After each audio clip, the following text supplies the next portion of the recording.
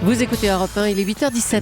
L'interview politique d'Europe 1, Jean-Pierre Elkabbach. Vous recevez ce matin Laurent Fabius, le ministre des Affaires étrangères. Messieurs, c'est à vous. Un accord franco-russe prévoit un rendez-vous par an, soit à Paris, soit à Moscou. Aujourd'hui, Jean-Yves Le Drian et vous-même, vous n'irez pas à Moscou. Ici, vous êtes le bienvenu. Merci. Laurent Fabius, bonjour.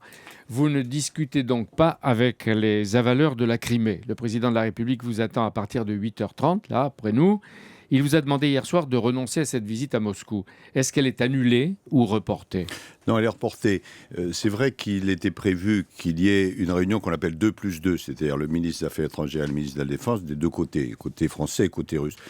Mais dans les conditions actuelles, on a jugé que c'était inopportun. C'était pas le jour. Non, notamment parce que M. Poutine doit prononcer ce matin un discours à la Douma où il va vraisemblablement annoncer peut-être l'annexion de la Crimée. Et donc, nous avons considéré avec le président de la République que ce voyage serait mal interprété parce qu'il donnerait le sentiment que nous cautionnons ce qui se fait. Alors, Ce qui ne sera pas le cas. Bien sûr que non. Bon. Et donc, ce sera reporté. Mais en même temps, nous continuons à discuter avec les Russes. Je parle avec mon collègue, M. Lavrov. Même si nous ne sommes pas d'accord, nous parlons.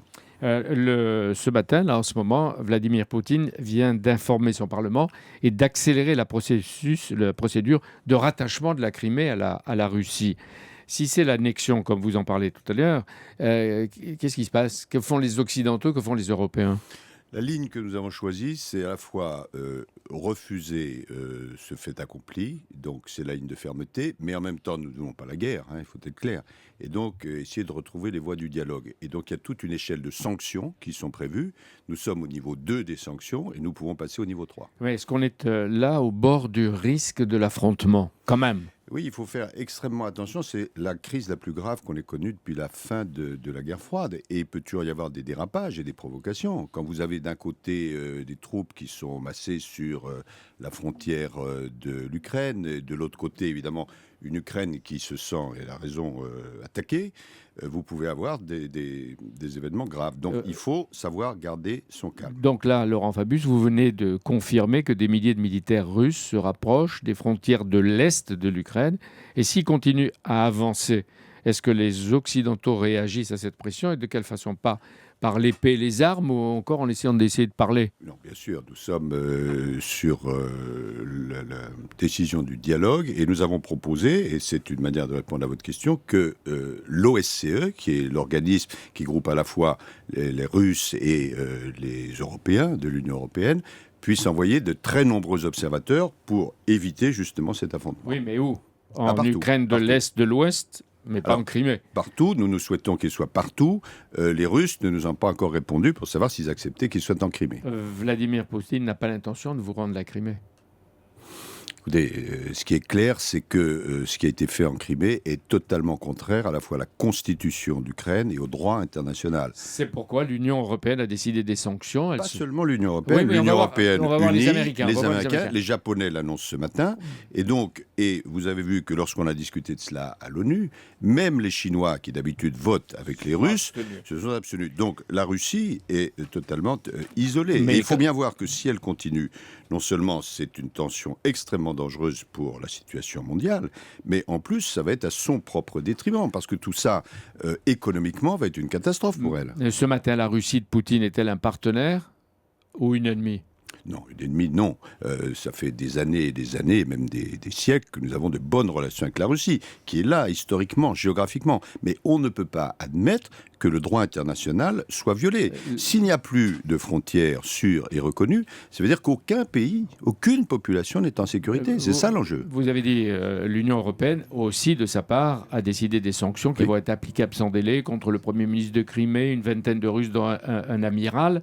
C'est-à-dire que ce ne sont pas des personnages de premier plan. En revanche, les États-Unis frappent des ministres, des conseillers de Poutine. Nous avons fait Pourquoi cela il y a ensemble. ces différences ? Non, nous avons fait cela ensemble. Pourquoi ils tapent plus fort que nous ? Non, nous avons fait cela ensemble. Il y a 21 personnalités du côté européen, 11 personnalités du côté américain, mais nous avons approcher tout cela ensemble et cela est parfaitement coordonné.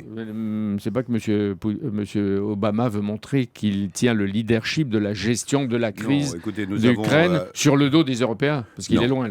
Il est plus loin, c'est vrai, mais nous avons chaque jour ce qu'on appelle des conference calls, c'est-à-dire des conférences téléphoniques avec à la fois John Kerry, avec les Turcs, avec les Allemands, avec les Italiens, avec tout le monde. Le président Obama a dit au Premier ministre de Kiev que les États-Unis étudient la possibilité de livrer des armes à l'Ukraine de Kiev. Est-ce que c'est raisonnable ? Je n'ai pas entendu cela, mais si vous le rapportez, c'est certainement exact. L'Ukraine est un pays souverain qui a le droit de se défendre. Mais encore une fois, je ne me situe pas dans cette perspective. C'est-à-dire que la France n'enverrait pas des armes à Kiev. Non. Nous ne nous situons pas dans cette perspective. Et il faut bien comprendre, si vous voulez, que nous avons choisi fermeté et dialogue. Ça veut dire qu'il y a deux solutions que nous ne pouvons pas accepter, ni l'une ni l'autre. D'une part, ne rien faire. Ce serait absurde et à notre propre détriment. Ou d'autre part, aller vers l'escalade militaire. Donc, soyons clairs là-dessus. Le 6 juin, pour l'anniversaire du débarquement, tous les grands dirigeants du monde sont invités à venir en Normandie, y compris Poutine. Est-ce que ce matin, il reste notre invité ? Écoutez, le président Poutine est invité au titre de l'histoire. Mais là, je ne peux pas répondre à cette question. Pour le moment, il reste invité. En revanche, en ce qui concerne le G8, c'est-à-dire la forme politique du dialogue de tous les grands pays ensemble, nous avons décidé de suspendre la participation de la Russie. C'est-à-dire qu'il est envisagé que ce soit tous les autres pays, les 7 plus grands pays, qui se réunissent sans la Russie. S'il y a des escalades, eh bien, il sera là le 6 juin. Laurent Fabius, la France pourrait envisager, avez-vous dit hier sur TF1, d'annuler la vente des 2 navires militaires Mistral à la Russie, si Poutine continue. Mais la Russie, elle a déjà acheté et payé les 2 porte-hélicoptères Mistral. Ça veut dire que si on décidait d'annuler, il faudrait perdre les 1000 emplois compétents, rendre 1,2 milliard et payer un fort dédommagement. Est-ce que c'est envisagé, ça ? Ce qui est envisagé, c'est la suspension de ces contrats, mais vous posez bien le problème, parce que souvent, on entend des conversations comme ça, générales, en disant « mais il faudrait ci, il faudrait ça ». Les choses sont beaucoup plus compliquées. D'un côté, on comprend bien que nous ne pouvons pas envisager de livrer en permanence des armements compte tenu de ce comportement. De l'autre, il y a la réalité de l'emploi et de l'économie. Oui. Et donc, pour l'instant, ce n'est pas dans les clous, puisque c'est le niveau 3 des sanctions, et nous n'y sommes pas. Deuxièmement, j'ai dit hier à TF1, je le confirme, que ça ne peut être envisagé que dans le cadre de sanctions générales. Il n'y a pas de raison que ce soit uniquement la France. Et troisièmement, ce que nous envisageons, c'est une suspension. Mais nous espérons... Là, ce matin, vous rassurez Saint-Nazaire, qui est inquiet. On l'a entendu avec je comprends qu'il soit inquiet. François Coulon, le correspondant Je d'Europe 1. comprends qu'il soit inquiet. Mais nous voulons tout faire pour que ce ne soit pas nécessaire. Et est-ce que vous demandez ce matin à l'anglo-américain David Cameron de dire quelles sanctions il va prendre, lui, contre les oligarques russes de la City ? Je l'ai demandé à son ministre des Affaires étrangères hier, William Hague. À quelles conditions on reprend le dialogue, on le renoue, on le développe avec Poutine ? Parce que, comme disait l'ex-président Giscard d'Estaing, on ne peut pas se priver de négociations et de discussions avec Poutine. Alors, ce qu'il faut faire, premièrement, nous avons proposé qu'il y ait des observateurs de l'OSCE en grand nombre qui arrivent sur la zone. Ça, c'est la première chose. Deuxièmement, il faut qu'il y ait un dialogue sans tabou entre les Russes, les Ukrainiens, nous-mêmes. Et troisièmement, il faut préparer les élections présidentielles en Ukraine, parce qu'il faut, pour sortir de cette situation, qu'il y ait un président élu par l'ensemble des Ukrainiens.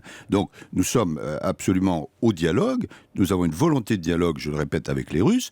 Encore faut-il qu'il y ait une réponse de l'autre côté. Vladimir Poutine est utile pour la Syrie, le nucléaire iranien, parce qu'en ce moment, le bénéficiaire, c'est Bachar el-Assad, le criminel. Pour la Syrie, malheureusement, non, parce que dans ce drame syrien qui est épouvantable, avec 150 000 morts et des millions de gens déplacés, il y a 2 pays qui fournissent ces armes et ces combattants à M. Bachar el-Assad, c'est la Russie et l'Iran. C'est clair et c'est net. Un mot. Le Centrafrique, vous aviez annoncé l'arrivée prochaine à Bangui de soldats européens. Ils ne sont pas là.